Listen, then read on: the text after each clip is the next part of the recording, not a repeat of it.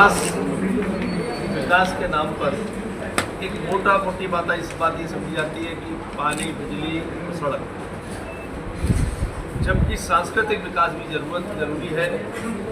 हमको अपने आस्था केंद्रों का, पूर्वजों के स्थानों का, इतिहास का आने वाली नस्लों को ज्ञान कराएं, वह भी और उन स्तंभों को, उन केंद्रों को विकसित करें जिससे आने वाली नस्लें उससे प्रेरित हो सकें। माननीय योगी जी जब से सरकार में आए हैं तब से उत्तर प्रदेश के आस्था केंद्रों का विकास हो रहा है। पर्यटन और संस्कृति मंत्रालय तो इस ओर बहुत विशेष ध्यान है। आगरा में भी मनकामेश्वर महाराज एक बहुत पुराना प्राचीन मंदिर है। ये एक हमारे फूलेश्वर मंदिर है शाहगंज के डिफेंस कॉलोनी में, वो और आगे भी है। मैं बताऊंगा आगे की योजना क्या है।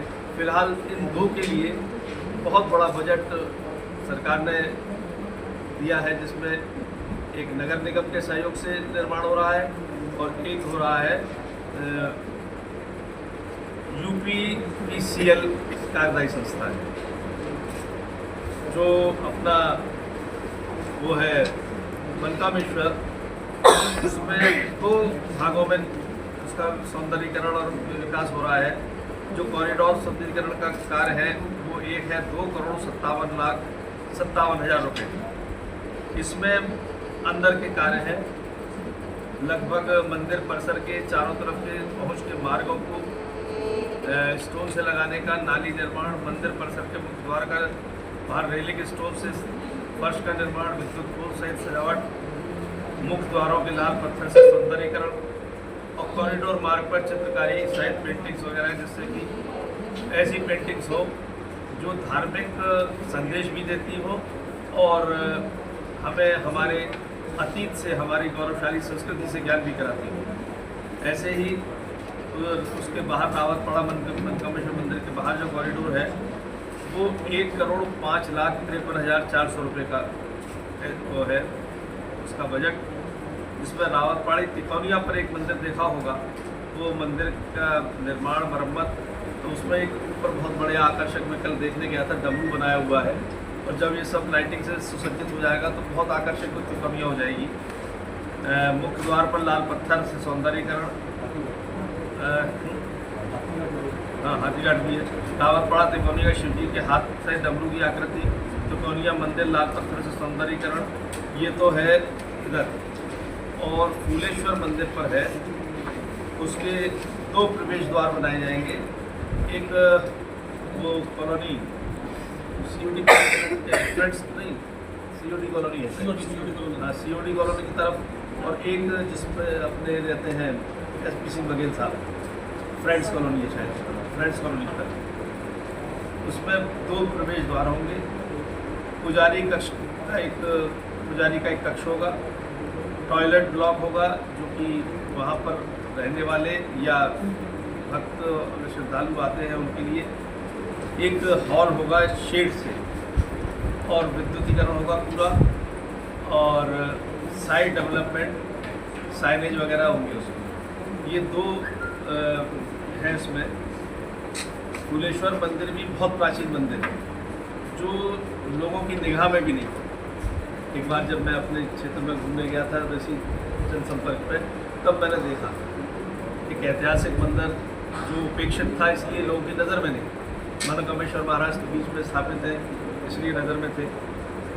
अब आगे जो हमारी योजना है अपने क्षेत्र के लिए, तो एक अगर आपने कभी गए हो लेटे हुए घरों बाबा शीतला गली के अंदर जाकर एक मंदिर है, पूरी समाज की बस्ती बड़ी है, उसके बीच में एक मंदिर है, उसका विकास कराना।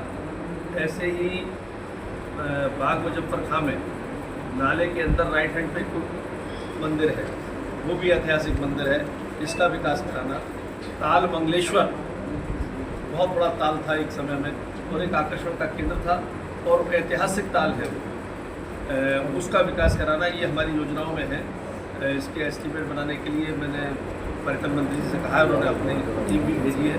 तो सांस्कृतिक विकास भी जरूरी है मानव जीवन के लिए, उसके तहत ये 2 सर सांस्कृतिक राजभाग की बात करते हैं मेले की, तो क्या इस तरह से बनारस है या बाकी वाली कॉरिडोर में रिलोकेट करी जाएगी कई सारी बिल्डिंग, तो क्या ये मनकामेश्वर में कोई बहुत घनी बस्ती में मंदिर है? मनकामेश्वर में वो तोड़ फोड़ वाला काम नहीं चल रहा है, अभी सिर्फ विकास चल रहा है। अभी वो नहीं चलेगा किसी ने एक्वायर किया जाए जगह को, किसी को वो उसमें योजना में नहीं है। इसका थोड़ा सा सड़क होकर चौड़ी है, जाम की स्थिति बनी रहती है, गाड़ियाँ तो क्या करोगे इस तरह कोई स्पेस मेंटेन बढ़ाएंगे, स्पेस बढ़ाएंगे?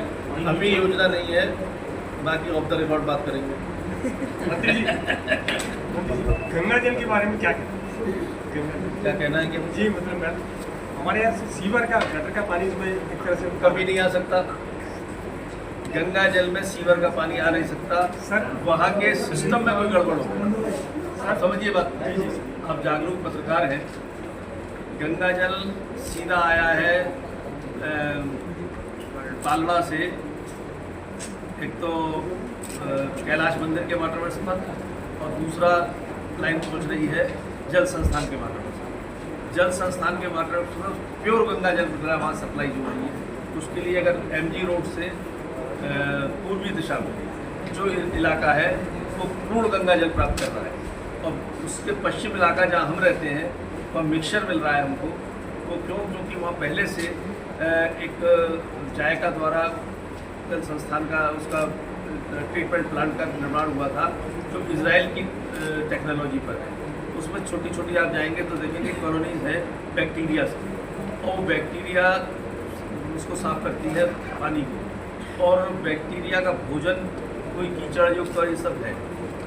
वो जिस दिन वो बंद हो जाएगा तो वो मर जाएंगे, वो पूरा सिस्टम फ्लॉप हो जाएगा। उसके लिए उसको यमुना जल देना पड़ रहा है, उस सिस्टम को जिंदा रखने के लिए।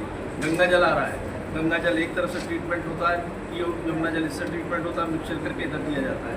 अब रही जो आपकी बात है, यदि कहीं पर वहाँ का सिस्टम जो सप्लाई लाइन है वो कहीं सीवर लाइन से लीक हो गई, सीवर लाइन के पास है, तो वो पानी मिल रहा होगा। गंगा जल तो इससे भी बेहतर आ रहा है।